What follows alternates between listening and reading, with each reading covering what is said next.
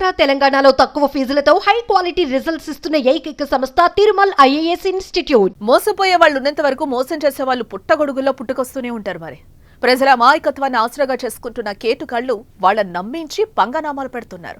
తాజాగా ఇక్కడ కూడా ఓ వ్యక్తి అలానే చేశాడు. అధిక వడ్డీ పేరుతో ఏకంగా 300 కోట్లను స్వాహా చేశాడు. చివరికి బాబా అవతారం ఎత్తి నమ్మిన వారిని బురిడి కొట్టించాడు.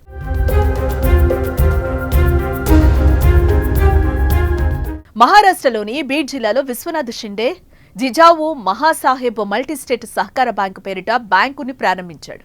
దాంతోపాటు ధారాషివ్లో మరో బ్రాంచ్, ఇలా మొత్తం 4 బ్రాంచులు పెట్టాడు. అయితే ఈ బ్యాంకులో డిపాజిట్ చేస్తే అధిక వడ్డీ వస్తుందని చెప్పి వేలాది మంది నుంచి డిపాజిట్లు సేకరించాడు. అలా 2000 మంది నుంచి 300 కోట్లకు పైగా డబ్బు సేకరించాడు. ఆపై 2023 జూలైలో బ్రాంచీలను మూసేసి పత్తా లేకుండా పోయాడు. దీంతో కంగుతిన్న బాధితులు పోలీసులను ఆశ్రయించారు. బాధితుల ఫిర్యాదుతో కేసు నమోదు చేసుకున్న పోలీసులు దర్యాప్తు చేపట్టారు.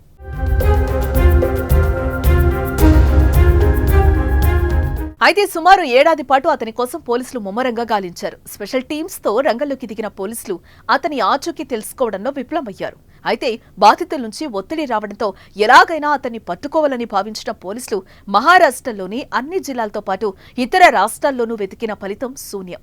ఇక చివరిగా విశ్వనాథ్ షిండే ఎక్కడా ఎలా ఉన్నాడో తెలుసుకున్న పోలీసులు షాక్ అయ్యారు. సాధువు వేషంలో తప్పించుకొని తిరుగుతున్న నిందితుణ్ణి ఎట్టకేలకు పట్టుకున్నారు.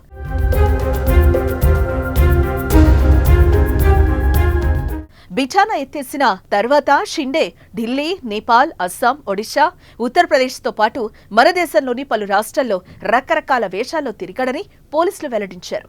ఇక జనాల నుంచి గుంజిన డబ్బుతో పలు ప్రాంతాల్లో స్థిరాస్తులు కొనుగోలు చేశాడని, సిమ్ కార్డులను మారుస్తూ దొరకకుండా తప్పించుకున్నాడని పోలీసులు తెలిపారు.